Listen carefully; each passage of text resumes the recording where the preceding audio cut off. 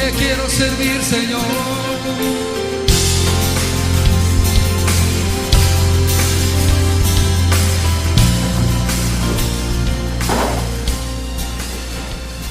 Buenos días. Recuerdo una anécdota de hace ya bastantes años, que estuve en Barcelona en unas conferencias con don Francisco La Cueva. Y don Francisco tenía 3 sesiones para exponer el tema. En la primera sesión tuvo que dejar bastante materia en el tintero, que no tuvo tiempo suficiente, así que el segundo día empezó con lo que aún quedaba del primer día, y el resultado que era al final del segundo día, el segundo estudio, aún había mucho que tenía que decir en el segundo estudio que no había dicho. Así que la tercera sesión duró 2 horas y media.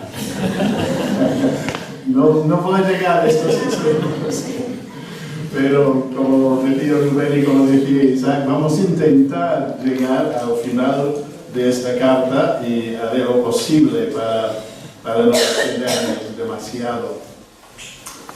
Amor sin condición. Cantamos al principio del culto y me encanta la letra de esta nueva canción que estáis aprendiendo. De eso vamos a hablar hoy. Así que os invito a una lectura. No vamos a leer todo lo que nos queda, pero vamos a leer desde primero Juan capítulo 4 versículo 7 y vamos a llegar hasta el final de este capítulo. Luego, en la medida que vamos leyendo o llegando, leeremos partes del capítulo 5. Pero primero Juan 4 versículo 7. Y toda esta sección nos habla de un amor incondicional, un amor inmenso, un amor incalculable, ¿no? O insondable. Amados, amémonos unos a otros, porque el amor es de Dios. Todo aquel que ama es nacido de Dios y conoce a Dios. El que no ama no ha conocido a Dios, porque Dios es amor. En esto se mostró el amor de Dios para con nosotros, en que Dios envió a su Hijo unigénito al mundo para que vivamos por Él. En esto consiste el amor, no en que nosotros hayamos amado a Dios, sino en que Él nos amó a nosotros y envió a su Hijo en propiciación por nuestros pecados. Amados, si Dios nos ha amado así, también nosotros debemos amarnos unos a otros. Nadie ha visto jamás a Dios. Si nos amamos unos a otros, Dios permanece en nosotros y su amor se ha perfeccionado en nosotros. En esto conocemos que permanecemos en Él y Él en nosotros, en que nos ha dado de su Espíritu. Y nosotros hemos visto y testificamos que el Padre ha enviado al Hijo, el Salvador del mundo. Todo aquel que confiese que Jesús es el Hijo de Dios, Dios permanece en Él y Él en Dios. Y nosotros hemos conocido y creído el amor que Dios tiene para con nosotros. Dios es amor. Y el que permanece en amor, permanece en Dios, y Dios en Él. En esto se ha perfeccionado el amor en nosotros, para que tengamos confianza en el día del juicio, pues como Él es, así somos nosotros en este mundo.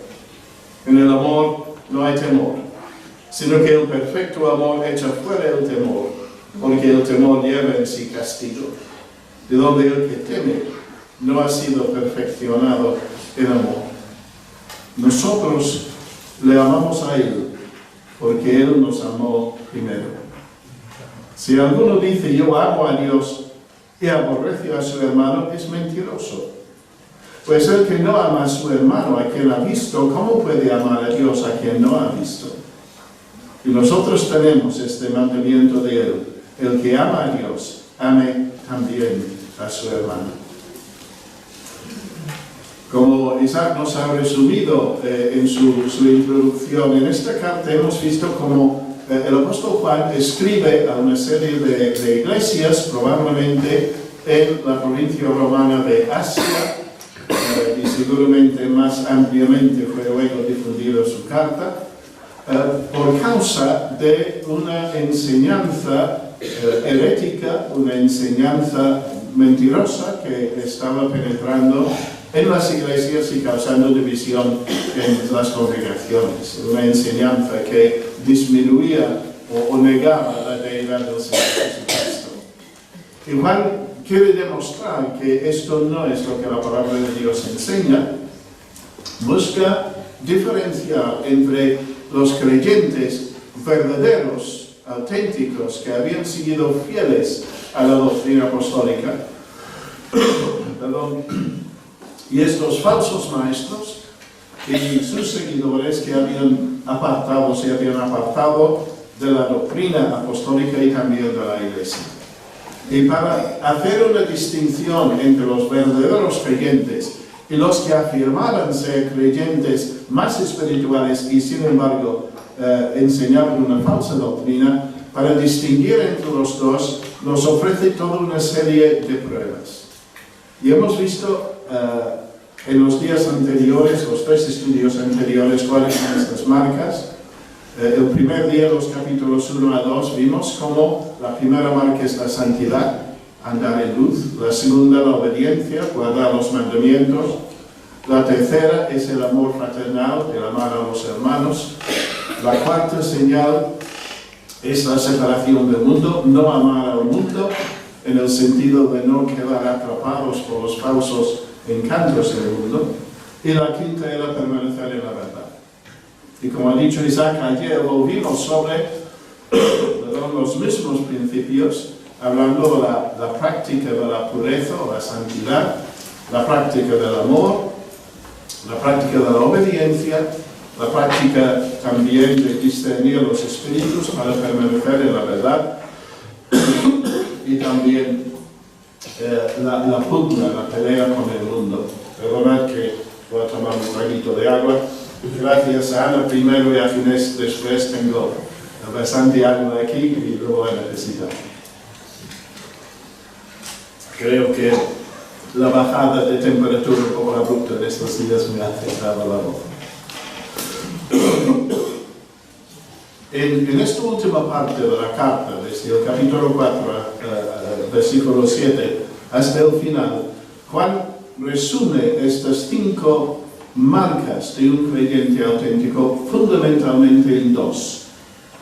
En primer lugar, agrupa las primeras 4 marcas, que son todas características éticas: santidad, obediencia, amor fraternal y distanciamiento del mundo. Los resume en este mandamiento del amor, que realmente contiene las 4 primeras marcas de alguna manera. Y luego, en el capítulo 5 se centra en la quinta marca, la quinta característica, que es permanecer en la verdad. Y nos va a hablar de la fe, los cimientos de la fe y la seguridad que seguir en la fe nos produce. El permanecer en la verdad de la palabra de Dios, de la doctrina apostólica. Vamos primero a hablar de esta prueba ética, que es el amor. Es el pasaje que hemos leído. Algunas veces se dice que la primera carta de Juan es la carta del amor. Eso es una simplificación, porque trata muchos otros temas además del amor, pero sí que el amor de Dios, el amor auténtico, el amor genuino, es evidentemente una parte muy importante de lo que el apóstol nos va a enseñar. Vamos a dividir este pasaje en 2 partes. En primer lugar, versículos 7 a 16, el apóstol habla del amor demostrado. Cómo Dios ha demostrado el amor en el envío de su Hijo y qué implica todo esto. El amor demostrado, versículos 7 a 16. Y luego los versículos 17 a 21 hablan del amor desarrollado, el amor perfeccionado, como el amor de Dios, el amor que Él ha hecho llenar nuestros corazones, tiene que irse desarrollando. Primero entonces, el amor demostrado. 3 puntos principales que vamos a mencionar, tenemos que ir con ligereza. Lo primero es que el apóstol nos habla de la esencia de la naturaleza de Dios. ¿Cómo es Dios?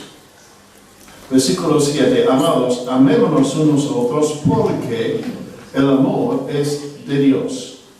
Todo el que ama es nacido de Dios y conoce a Dios. El que no ama no ha conocido a Dios porque Dios es amor. La esencia de la naturaleza de Dios es el amor.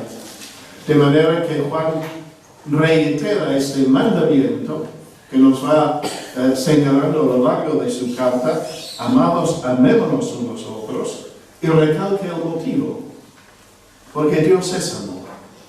Y si pretendemos pertenecer a Dios, a ser miembros de su familia, a ser hijos suyos, es lógico que reproduzcamos el amor de Dios en nuestras vidas. Claro está que el apóstol aquí está refiriendo a cierto tipo de amor. El amor se puede entender en muchos sentidos en el mundo en que vivimos, pero cuando Juan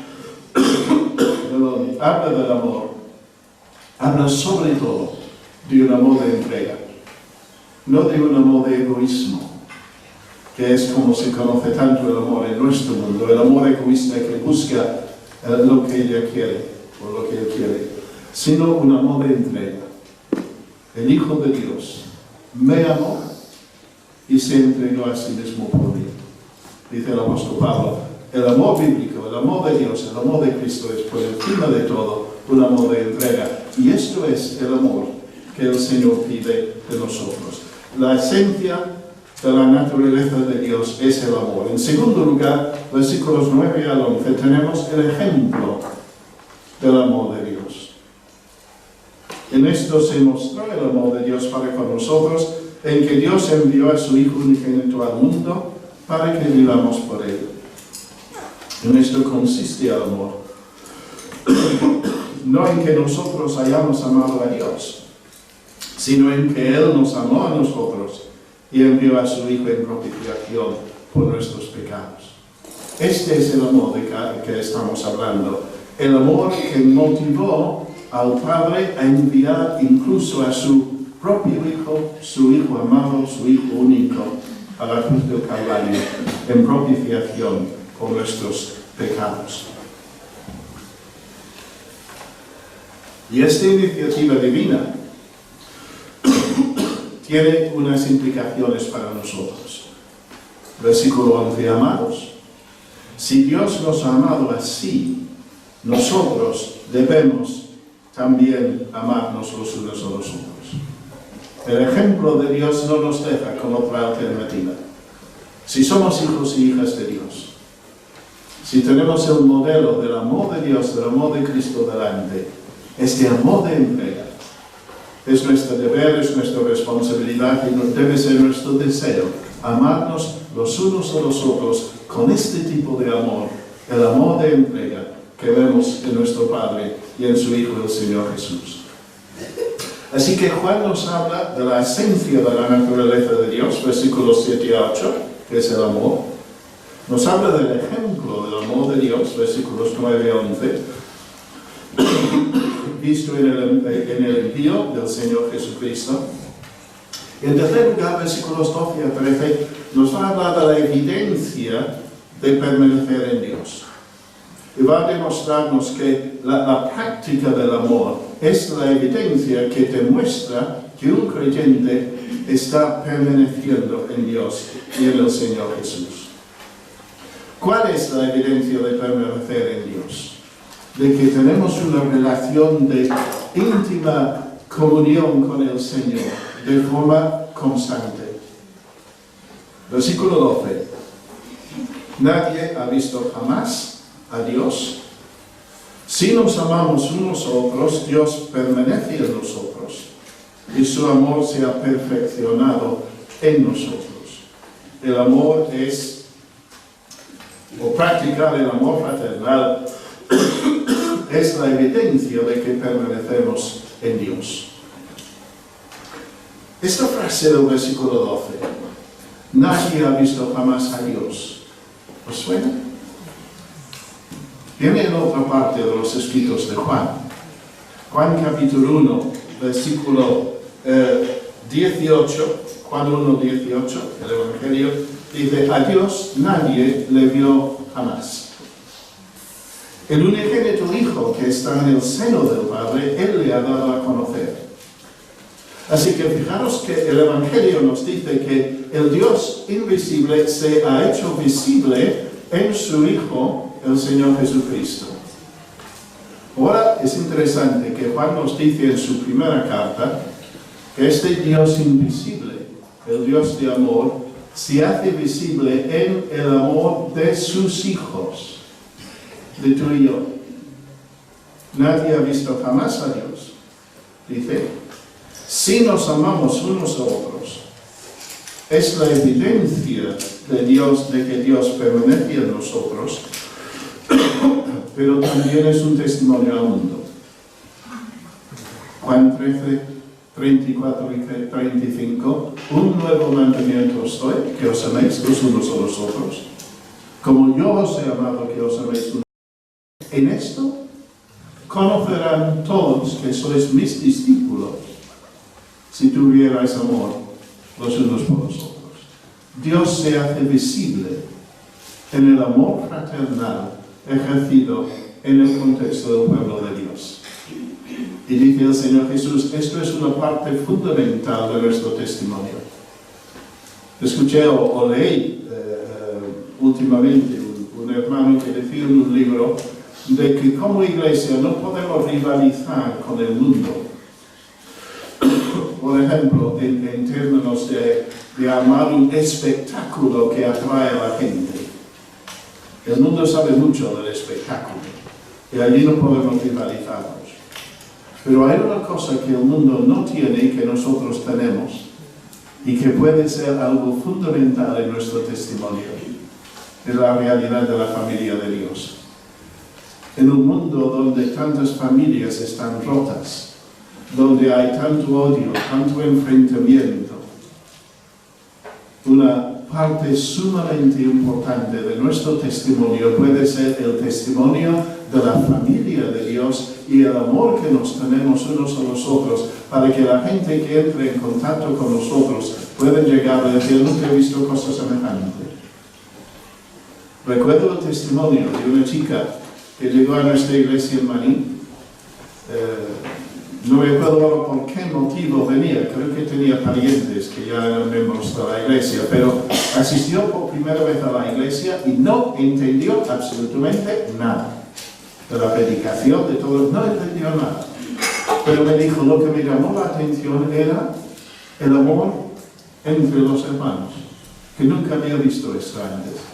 Y yo decía, nuestra iglesia, no somos gallegos, no somos no manifestamos mucho el amor como los andaluces, por ejemplo, otros. No, decía ella, yo veía allí un aprecio, un amor, un cariño entre los miembros de la iglesia que nunca había visto en ninguna otra parte, y por eso volví. No porque había entendido nada, porque había visto algo que para mí era único. Así que la evidencia de permanecer en Dios es practicar el amor fraternal, y de esta forma hacemos visible a Dios, en cierto sentido, ante los que nos vienen a visitar. Pero otra evidencia de permanecer en Dios, versículo 13, es la presencia del Espíritu Santo en nuestras vidas. Versículo 13, en esto conocemos que permanecemos en Él y Él en nosotros, en que nos ha dado de su Espíritu. Y esto es otra cosa tremendamente importante. Vidas controladas por el Espíritu Santo, vidas llenas del Espíritu Santo, son vidas que forman un testimonio poderosísimo, no solamente a la realidad del amor de Dios, sino a la realidad de su poder. La evidencia de permanecer en Dios, pues el practicar el amor fraternal, versículo 12, poseer el Espíritu, versículo 13, pregonar la verdad de Cristo, versículos 14 a 15. Dice el versículo 14, Y nosotros hemos visto y testificamos que el Padre ha enviado al Hijo, el Salvador del mundo. Todo aquel que confiese que Jesús es el Hijo de Dios, Dios permanece en él y él en Dios. La evidencia de permanecer en Dios, dice el apóstol, es que hablamos de la realidad de la salvación por el Señor Jesucristo. Nosotros hemos visto y testificamos que el Padre ha enviado al Hijo como Salvador del mundo. Un mensaje, el testimonio apostólico, una misión. El Padre ha enviado al Hijo al mundo con la misión de rescatarnos por su muerte en la cruz. Y una meta, Dios le envió para ser el Salvador del mundo. Es que hay versículos aquí que podría pasar 3/4 horas predicando solamente sobre un versículo y tenemos como 40 por delante, así que tenemos que seguir un poquito.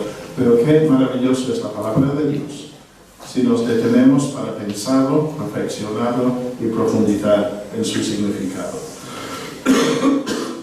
De manera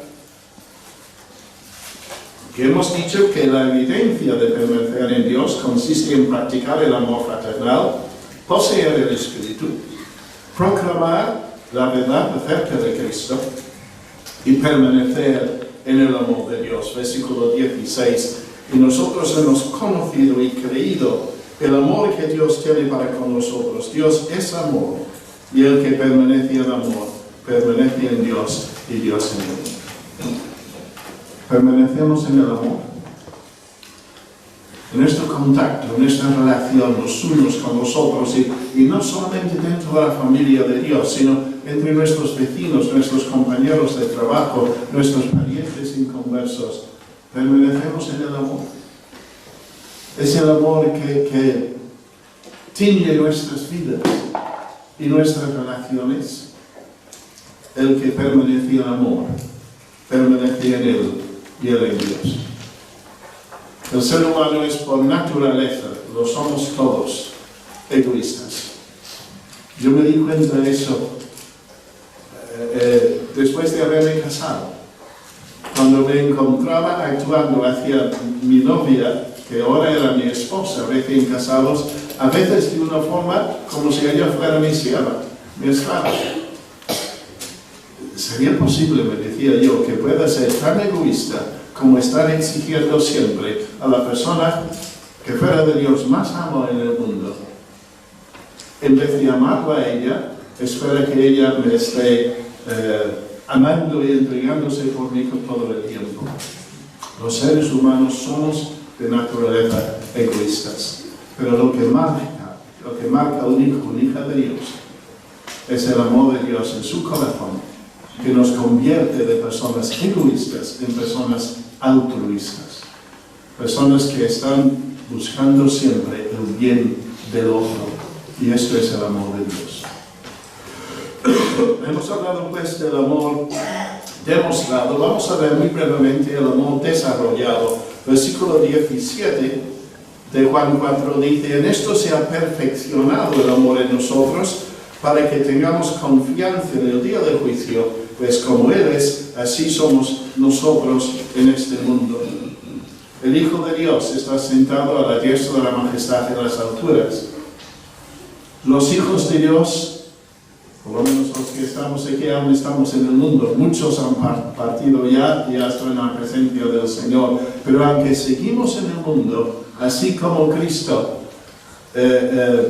por así decirlo, tiene vía libre para entrar en la presencia del Padre, así también nosotros tenemos vía libre para entrar en la presencia de Dios con toda confianza.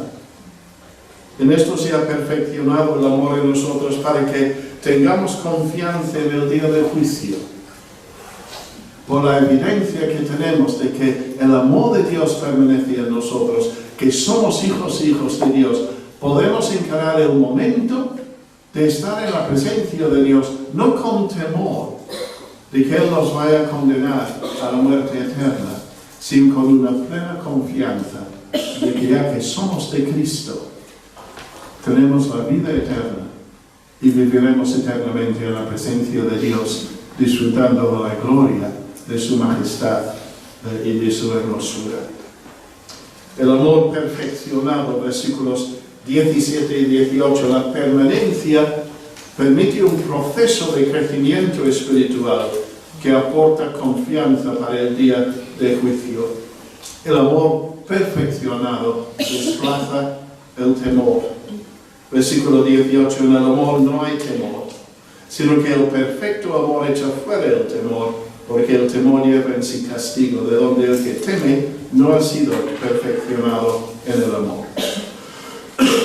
Por supuesto, el apóstol aquí está hablando del temor del juicio. El creyente no debe tener ningún temor al juicio, porque el Señor nos ha dado la plena confianza de que Él nos ha perdonado por medio de la sangre de Cristo en la cruz. Hay otro sentido que vemos en el Nuevo Testamento en cuanto al temor, que hay un temor de reverencia que sí debe marcar nuestras vidas en nuestra relación con Dios. Por ejemplo, cuando el autor de los Hebreos escribe a los judíos creyentes, a quien dirige su carta, dice esto: así que recibiendo nosotros un reino inconmovible, tengamos gratitud y mediante ella sirvamos a Dios, agradándole con temor y reverencia, porque nuestro Dios es fuego consumidor y con el fuego no se juega. La vida cristiana no es un juego. No podemos tratar a Dios como nos dé la gana. La vida cristiana es una vida distinta. Es una vida que debemos vivir con reverencia y con temor y con amor al Señor.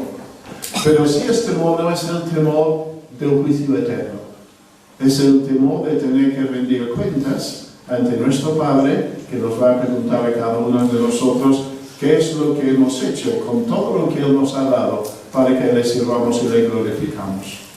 Tendremos que presentarnos ante el tribunal de Cristo y rendir cuentas de nuestra mayordomía. Y lo haremos con un espíritu de reverencia, pero nunca con el temor al castigo eterno.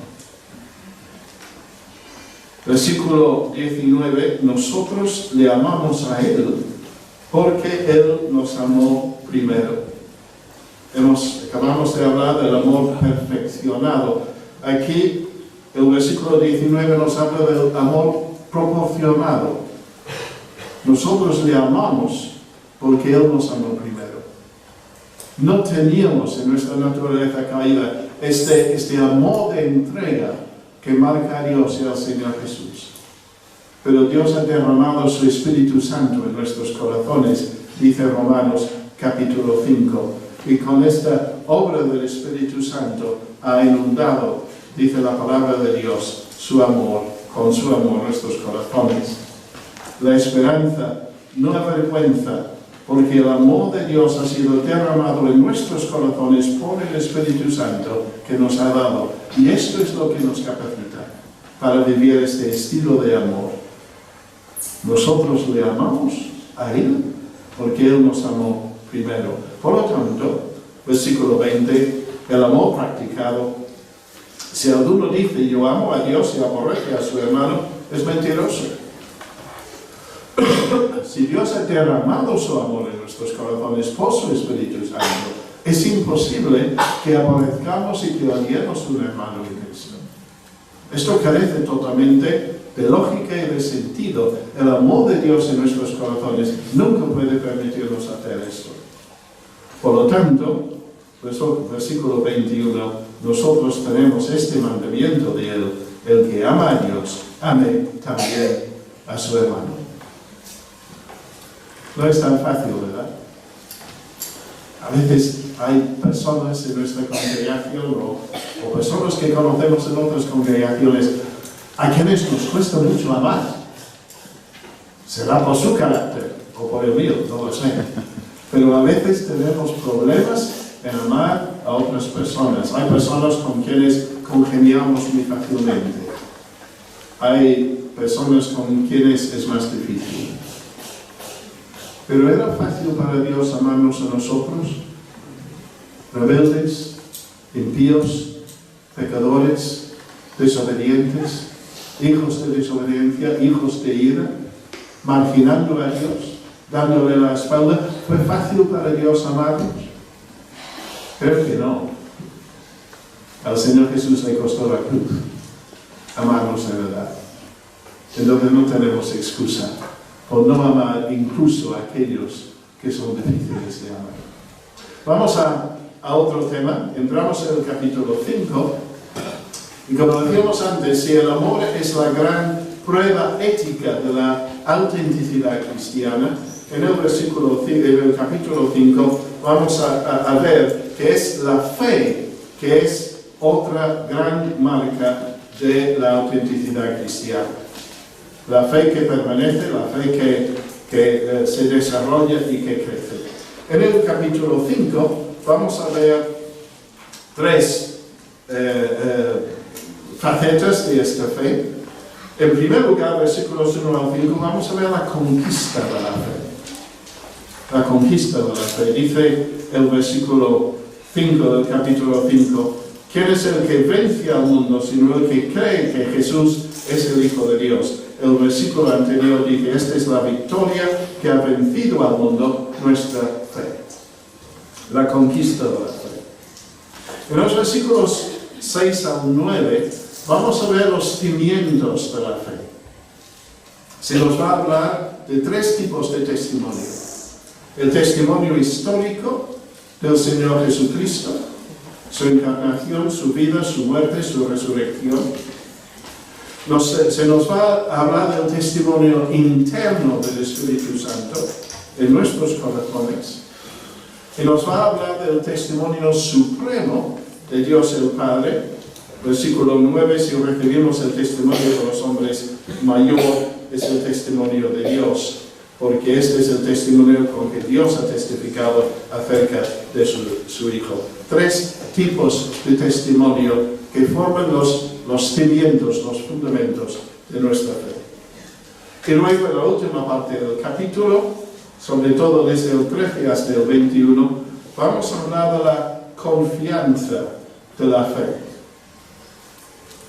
Versículo 13, estas cosas os he escrito a vosotros que creéis en el nombre del Hijo de Dios para que sepáis, para que tengáis una plena confianza de que tenéis vida eterna. Versículo 14, esta es la confianza que tenemos en Él, y si pedimos alguna cosa conforme a su voluntad, eso Él nos oye. Versículo 18, sabemos. Versículo 19, sabemos. Versículo 20, pero sabemos. Todo este pasaje habla de seguridad, ¿verdad? La seguridad, la confianza de la fe. Así que tres secciones principales. La conquista de la fe, 1 al 5.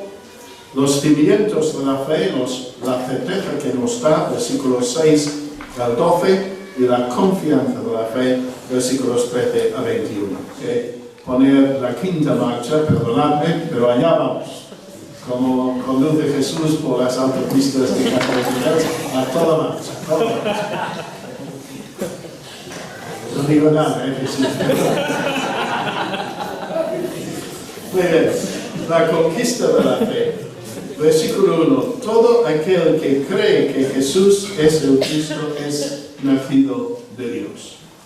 Esta es la afirmación fundamental, ¿verdad? Creer nos lleva a la regeneración, al nuevo nacimiento. Dijo el Señor Jesús, de cierto os digo, el que oye mi palabra y crea al que me envió, tiene vida eterna y no vendrá a condenación, mas ha pasado de muerte a vida. Al final de su evangelio, el apóstol Juan expresa el propósito de escribir este cuarto evangelio. Hablando de las señales, dice, estas os he escrito para que creáis que Jesús es el Cristo, el Hijo de Dios, y para que creyendo tengas vida en su nombre. Es por medio de la fe en el Señor Jesucristo que llegamos a nacer de nuevo y a experimentar la vida eterna, la nueva vida en Cristo. Todo aquel que cree que Jesús es el Cristo es nacido de Dios. ¿Y cuáles son los resultados de creer y de nacer de nuevo? Pues el apóstol menciona 4. los vamos a mirar sin profundizarnos. En primer lugar, el amor al Padre y el amor a los hermanos nacidos por Él. Versículos 1 a 2 del capítulo 5. Todo aquel que cree que Jesús es el Cristo es nacido de Dios. Y todo aquel que ama al que engendró al Padre, ama también al que ha sido engendrado por Él, los hermanos en la fe.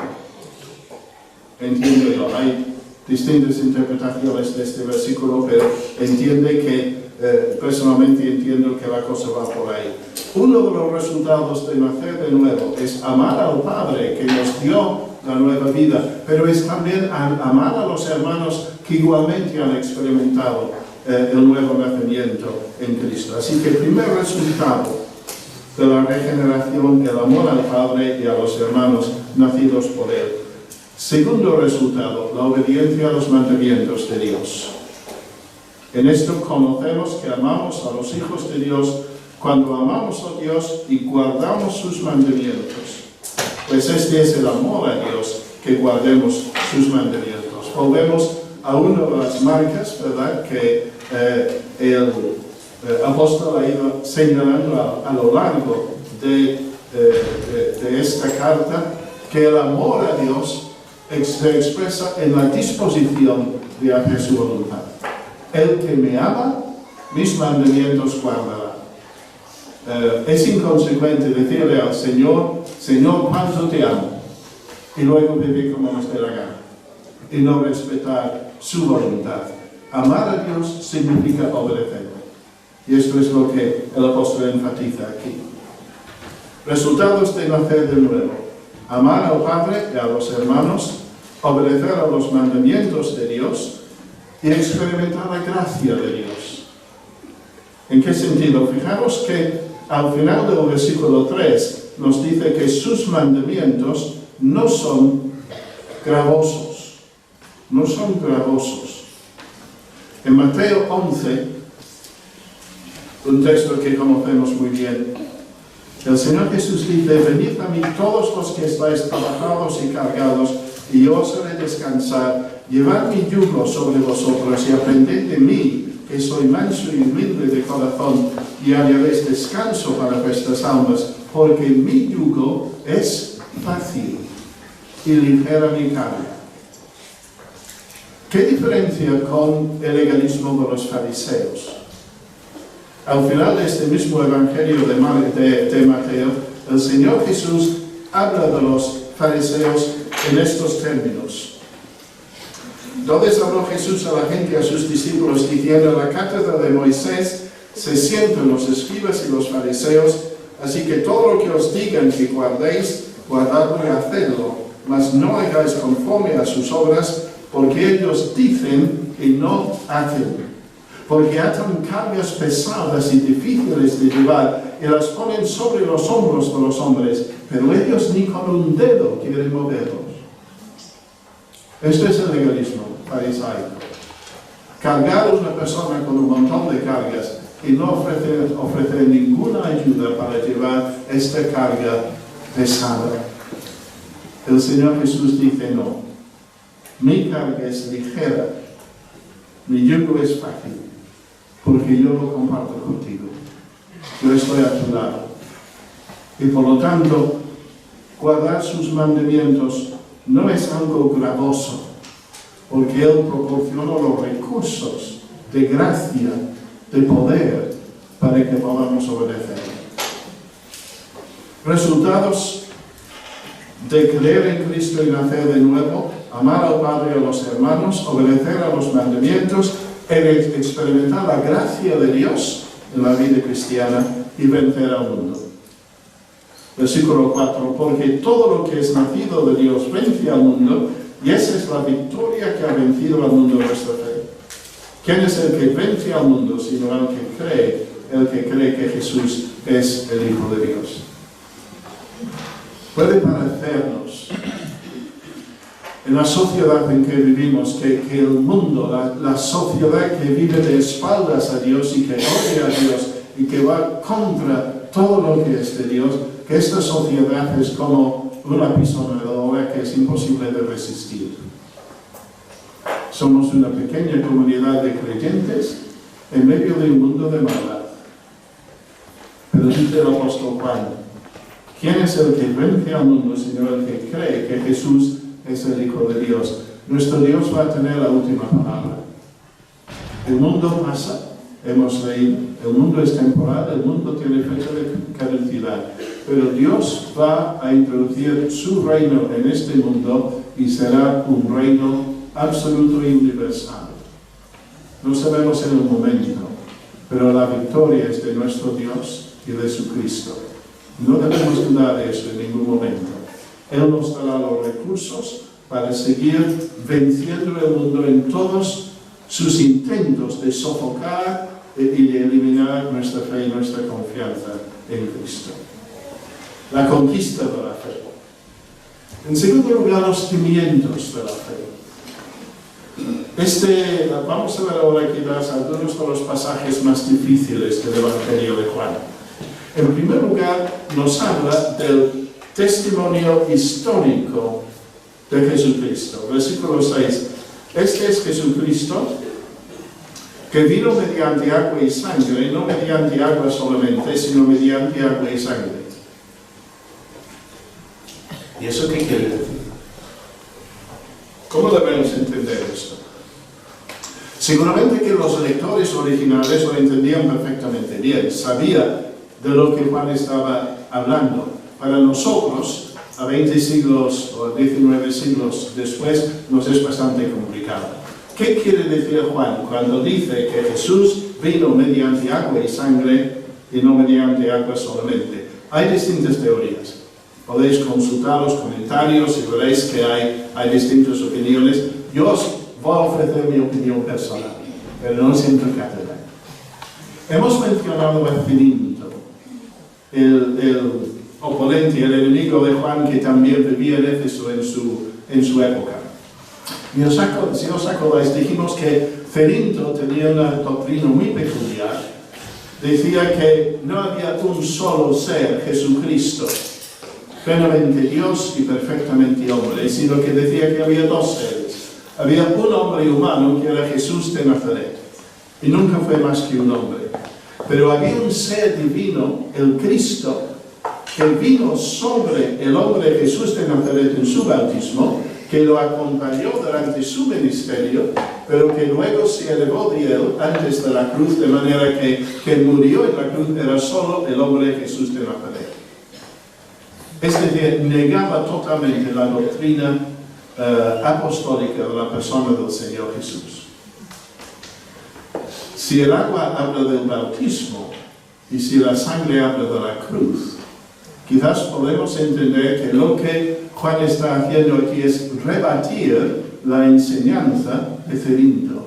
Cirinto decía, no, el Cristo vino solo mediante agua. En el bautismo de Jesús descendió sobre él, pero no estaba sobre Jesús de Nazaret en la cruz. Allí solamente murió un hombre. Juan dice, no, Señor. Hay un solo ser, Jesucristo, Hijo de Dios y Hijo del hombre, que vino mediante agua en su bautismo. El Padre dijo del cielo, este es mi Hijo amado en quien tengo complacencia. Y en la cruz del Calvario, quien murió era Jesucristo, perfectamente Dios y plenamente hombre, cargando con nuestros pecados, el Hijo de Dios, pero el Hijo del hombre también dando su vida por nosotros.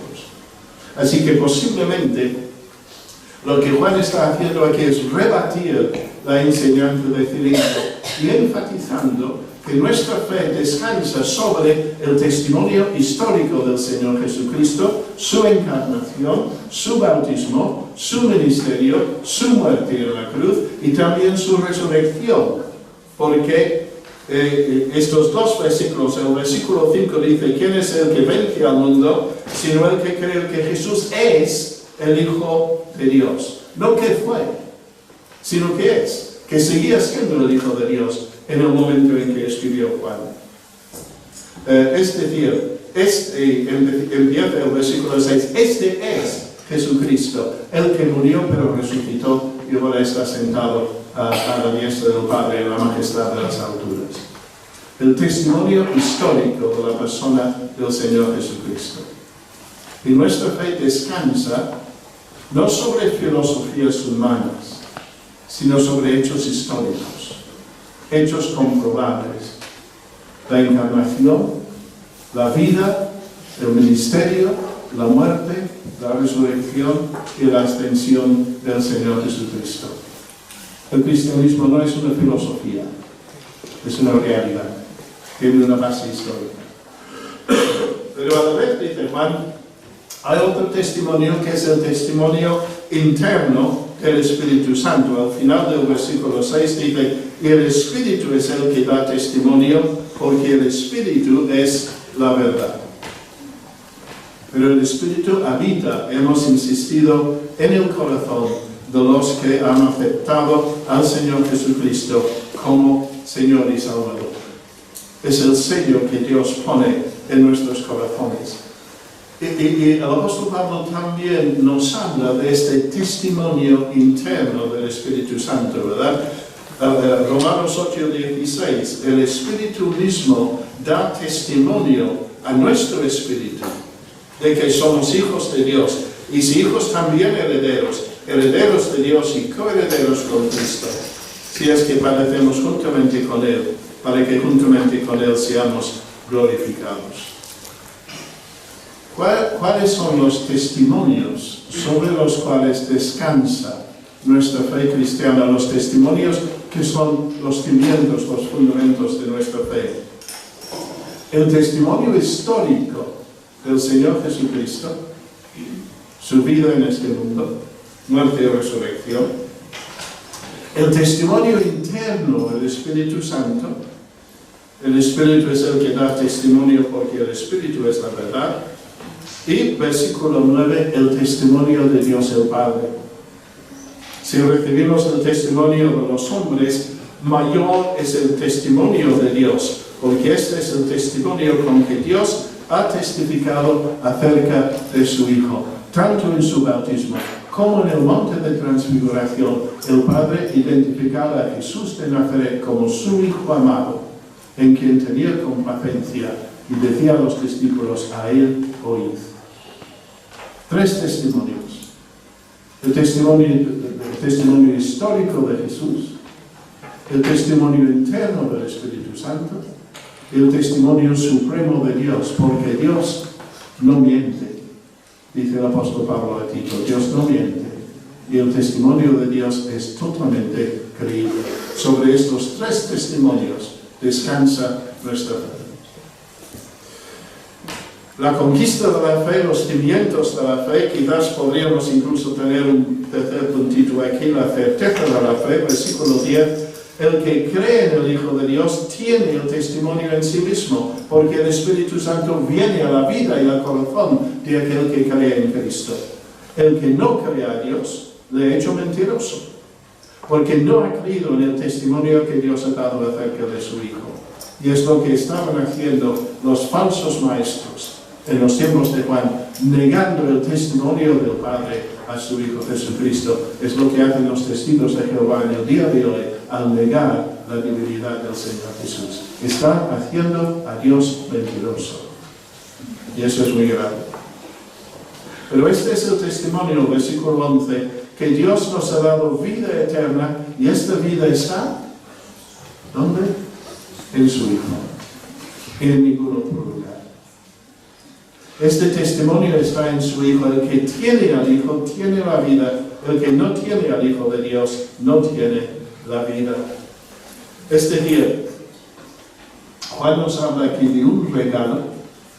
Dios nos ha dado vida eterna.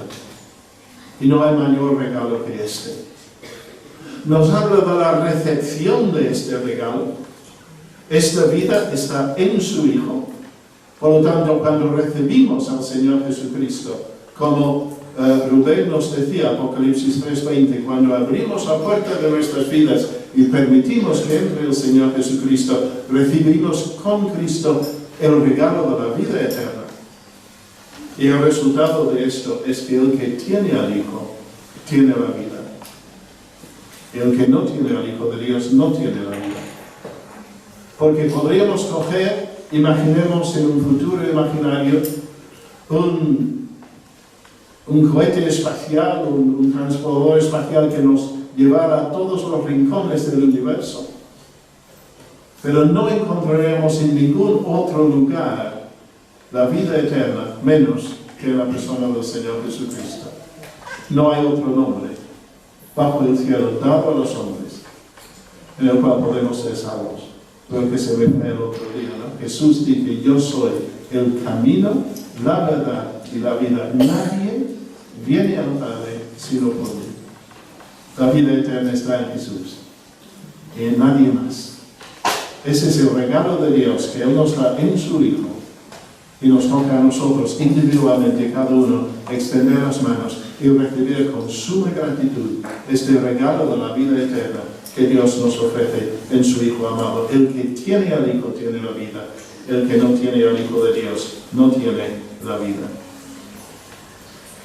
Y nos queda versículos 13 a 21. ¿Cómo vais? Bien, aguantando mecha. Los bancos ya están resultando un poco duros. Lo siento. Intentaré resumir muy rápidamente esta última parte de la carta. Hemos hablado de la conquista de la fe vencia al mundo. Hemos hablado de los cimientos de la fe, los testimonios que se nos da en la palabra de Dios. Ahora la confianza de la fe a partir del versículo 13. En primer lugar, la confianza, la seguridad de la vida eterna. Y Juan nos dice aquí por qué ha escrito esta carta. Versículo 13: estas cosas os he escrito a vosotros que creéis en el nombre del Hijo de Dios, para que sepáis que tenéis vida eterna, y para que creáis, sigáis creyendo firmemente en el nombre del Hijo de Dios. El propósito del apóstol era dar seguridad a estos queridos hermanos, amados suyos en Cristo, que habían sido fuertemente zarandeados por los falsos maestros, pero estaban intentando permanecer fiel a la doctrina apostólica. Estas cosas os he escrito a vosotros que creéis en el nombre del Hijo de Dios, del Señor Jesucristo, para que sepáis, para que tengáis la absoluta certidumbre de que tenéis vida eterna. Dijo el Señor Jesús, yo creo que quizás citamos esto el otro día: mis ovejas oyen mi voz y yo los conozco y me siguen y yo les doy vida eterna y no perecerán jamás, ni nadie las arrebatará de mi mano. Mi Padre que me las dio es mayor que todos y nadie las puede arrebatar de la mano de mi Padre. Este es el lugar más seguro en todo el universo. Estar en las manos de Cristo, estar en las manos del Padre. No hay lugar más seguro que este. La seguridad de la vida eterna. En segundo lugar, la seguridad de la oración contestada. La seguridad de la oración contestada. Versículo 4. Esta es la confianza que tenemos en Él, que si pedimos alguna cosa conforme a su voluntad, Él nos oye, y si sabemos que Él nos oye en cualquier cosa que pidamos, sabemos que tenemos las peticiones que le hayamos hecho. Tres cosas rápidamente aquí. Hay la confianza que tenemos en Él, o dice otras versiones, delante de Él. Tenemos la libertad, la confianza para entrar en la misma presencia del Padre para presentar nuestras posiciones. La confianza de que Él escuchará y contestará nuestras oraciones. Pero hay una condición. Hay una confianza, pero hay una condición. Esta es la confianza que tenemos en Él, que si pedimos alguna cosa conforme a su voluntad, no a la nuestra, a la suya, Él nos oye. Es decir, Juan nos está diciendo que la oración no es una especie de medio para que podamos torcerle el brazo a Dios para que Él nos dé lo que nosotros queramos. Eso no es el tema. La oración no es algo que satisface nuestros caprichos que podríamos presentar delante del Señor. No, la oración es la manera en que con sensibilidad espiritual, escuchando la voz de Dios, vamos alineando nuestra voluntad con la suya. Y cuanto más dependencia de Dios en oración hay, más alinearemos nuestros deseos y ambiciones y peticiones con su voluntad para nosotros. Y es cuando esto ocurre, cuando sabemos pedir conforme a su voluntad, que el Señor nos contesta. Versículo 15, si sabemos que Él nos oye en cualquier cosa que pidamos, sabemos que tenemos las peticiones que le hayamos hecho. La seguridad de la oración contestada. La oración es un regalo maravilloso que se nos da para que podamos discernir la voluntad del Señor y orar de acuerdo con nuestra voluntad. Y allí permitimos al Señor obrar con mucho poder en nuestras vidas. Luego, además de esta confianza, esta condición y esta consecuencia, hay un caso específico. Y aquí nos encontramos con quizás el texto más problemático y difícil de esta primera carta, versículo 16. Si alguno viere a su hermano cometer pecado que no sea de muerte, pedirá y Dios le dará vida. Esto es para los que cometen pecado que no sea de muerte. Hay pecado de muerte por el cual yo no digo que se pida. Toda injusticia es pecado, pero hay pecado no de muerte. Juan, por favor, ¿qué nos estás diciendo? ¿Qué es esto? ¿Que hay pecado de muerte y hay pecado no de muerte? Por un lado, la Biblia dice que la paga del pecado, de todo pecado, es la muerte. Por otro lado, Juan nos ha dicho al principio de su evangelio que si decimos si confesamos nuestros pecados, Él es fiel y justo para perdonar nuestros pecados y limpiarnos de toda maldad. ¿Cómo hemos de entender este texto? Otra vez yo os voy a ofrecer mi criterio, pero no siempre cátedra. Interpretemos este texto en el contexto de la carta. Juan está hablando constantemente de falsos maestros que negaban la divinidad del Señor Jesucristo, que se empeñaban en ello y que arrastraban a otros tras sí. Hay pecados que se pueden confesar y Dios nos perdonará todo pecado, pero hay un pecado de incredulidad, de rechazo deliberado del Señor Jesucristo como Salvador y Señor, que estaban cometiendo los falsos maestros. Y Juan dice que si persisten, si se empeñan en esta falsa doctrina, este es pecado de muerte. Negar al Señor Jesucristo, no aceptar la divinidad del Señor Jesucristo, ni aceptar su obra en la cruz, ni aceptar su oferta de salvación, es un camino seguro a la muerte. Y pienso que tiene que ver también con lo que el Señor Jesús describe como el pecado contra el Espíritu Santo. Es el mismo caso. ¿Os acordáis que cuando habla del pecado contra el Espíritu Santo, habla de cómo los fariseos decían que Él echaba fuera demonios por el príncipe de los demonios? Es decir, estaban acusando al Espíritu Santo que obraba en el Señor Jesucristo, ellos estaban acusando al Espíritu Santo de ser un demonio. Y Jesús dice que esta es la blasfemia contra el Espíritu Santo que no tiene perdón. ¿Por qué no? Porque ¿quién es el que convence al mundo de pecado, de juicio, de justicia? El Espíritu Santo. Y si escuchamos el testimonio del Espíritu Santo y decimos, no, este es el testimonio de un diablo, estamos cerrando la puerta a toda posibilidad de que el Espíritu nos convenza de nuestra necesidad de arrepentimiento y de la fe en Cristo Jesús.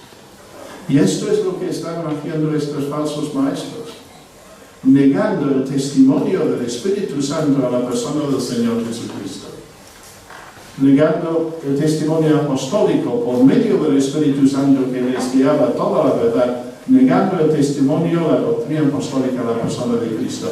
Y dice Juan, mira, yo no os digo que oréis por esto, porque esto es un pecado tan grande, la incredulidad, el rechazo del testimonio del Espíritu Santo, el rechazo de la persona del Señor Jesucristo como Salvador. Que este pecado de incredulidad no tiene perdón. Solo si una persona depone su actitud de incredulidad y pone su fe en Cristo Jesús, hay posibilidad de perdón, de salvación y vida eterna. No sé si os he convencido, pero os dejo la idea aquí. En 3 segundos, 3 puntos más y termino. Suspiros de alivio. En primer lugar, hemos hablado de la seguridad de la vida eterna. En segundo lugar, la seguridad de la oración contestada. En tercer lugar, la seguridad de la protección divina. Versículo 18. Sabemos que todo aquel que ha nacido de Dios no practica el pecado, pues aquel que fue engendrado por Dios le guarda y el maligno no le toca. Mejor sería no le agarra para llevarle a su campo. El pueblo de Dios está protegido por el Cristo de Dios, por el poder de Dios. Lo dice 1 Pedro también. Sois guardados por el poder de Dios mediante la fe para alcanzar la salvación que está preparada para ser manifestada en el tiempo postrero. La seguridad de la protección de vida. El creyente verdadero en Cristo está protegido por el poder de Dios, por el poder del Señor Jesucristo. El diablo no le puede nunca agarrarle para arrastrarle fuera de las manos del Señor Jesús. Versículo 19, la seguridad de la pertenencia celestial. La seguridad de la pertenencia celestial. Sabemos que somos de Dios y que el mundo entero está bajo el maligno. No hay tierra de nadie.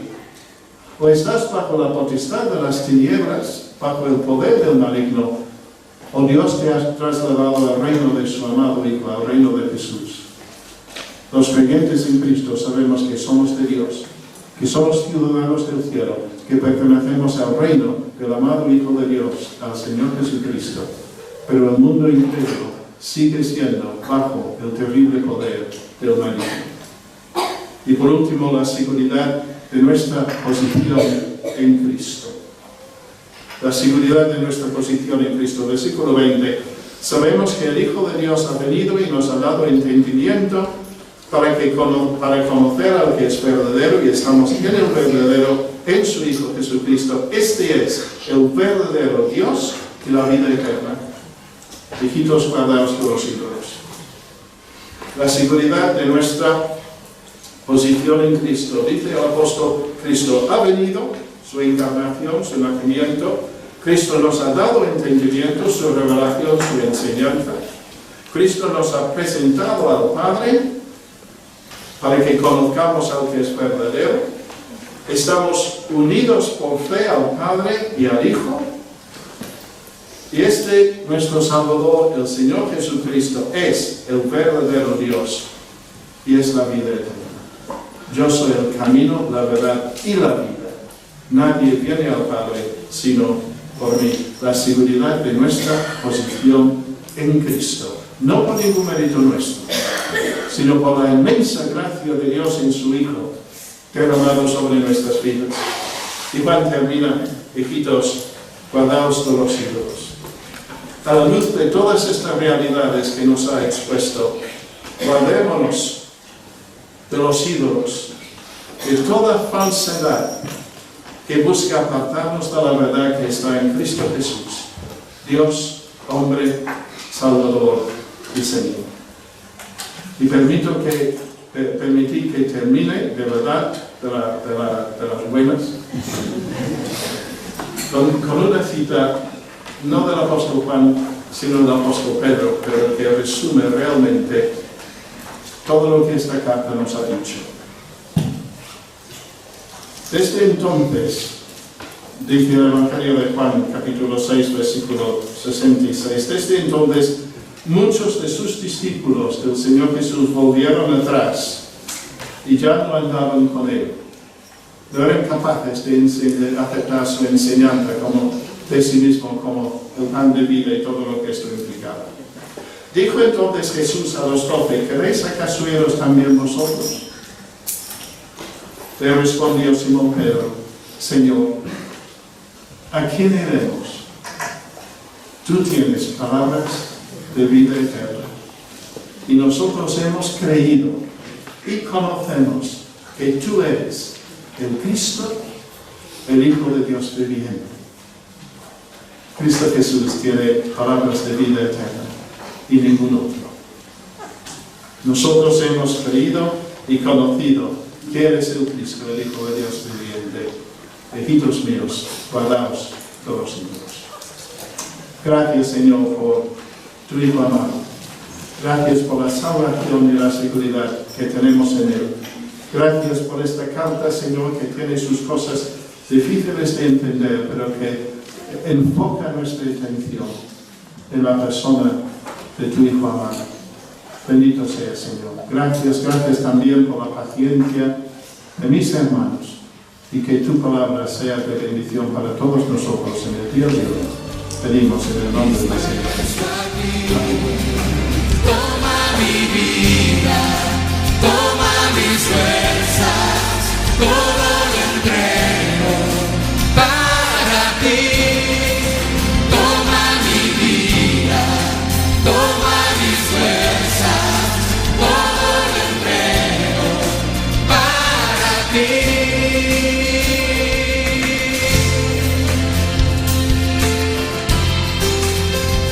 Toma lo que soy, Señor. Toma lo que soy, Señor.